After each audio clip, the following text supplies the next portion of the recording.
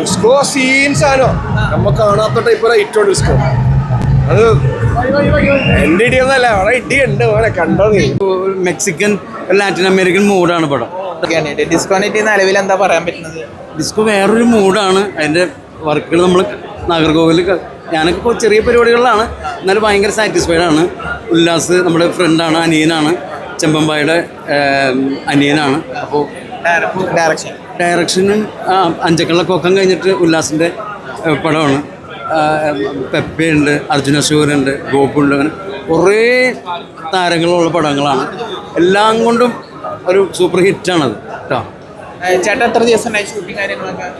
Shooting ഭയങ്കര അടിപൊളിയായിട്ട് നാഗർകോവിലിൽ നടക്കണം. ഇപ്പോൾ ഒരു 2-ാം തീയതി 3-ാം തീയതിയോടൊക്കെ കൂടി ചിലപ്പോൾ പാക്കപ്പ് ആവുമായിരിക്കും. 63-65 ദിവസങ്ങൾ കഴിഞ്ഞു. മൊത്തം അടിപൊളിയാണ്, അടിയോടടിയാണ്. ഒരു നാടൻ സെറ്റപ്പ് അല്ല അത്, ശരിക്കും പറയാം ഒരു മെക്സിക്കൻ ലാറ്റിൻ അമേരിക്കൻ മൂഡാണ് പടം. കൊറിയൻ ടൈപ്പ് അങ്ങനത്തെ ഒരു സാധനമാണ് പടം. അങ്കമാലി ഡയറീസിൽ നാടൻ ഇടി പരിപാടികളായിരുന്നല്ലോ, ഇത് എൻ്റയർലി ഡിഫറെൻ്റ് ആണ്. നല്ലൊരു അനുഭവമായിരിക്കും.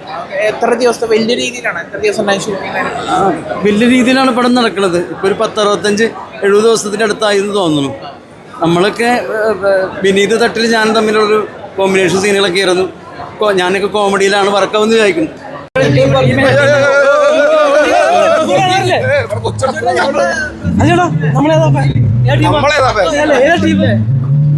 എനിക്ക് ആക്ച്വലി പോർച്ചുഗലായിരുന്നു, കാരണം അവര് ആരെച്ചാലും നമുക്ക് എന്താ പണിയെടുത്താ ജീവിക്കുക. ഇതില് ചോദിച്ചോട്ടൊക്കെ ഇന്റലിറ്റിയാ നമുക്ക് ഡിസ്കോയില് അർജുനേട്ടൊക്കെ ഇന്റലിറ്റി കുറെ അധികം താരങ്ങളുണ്ട്. ഡിസ്കോ സീൻസ് ആണോ നമ്മ കാണാത്ത ടൈപ്പ് ഐറ്റോ ഡിസ്കോ. അത് എന്റെ ഇടിയൊന്നല്ല, അവിടെ ഇടിയുണ്ട് ഓനെ കണ്ടോ നീ. ചോദിച്ചോട്ട്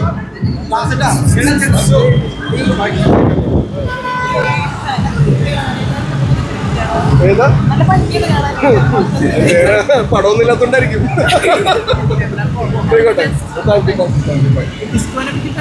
ഡിസ്കോ പോലീസാണോടാ, അത് പറഞ്ഞിട്ട് കാര്യമില്ല. അത് കണ്ടാല് ചെറിയൊരു മൂഡ് സാധനം ഡിസ്കോ. നമ്മൾ വിചാരിക്കാത്തൊരു ഐറ്റമാണ് ഡിസ്കോ. മെക്സിക്കൻ പരിപാടി അങ്ങനൊക്കെ കേട്ട് അല്ലേ? കേട്ടത് മാത്രമല്ല സത്യം. പോട്ടെ.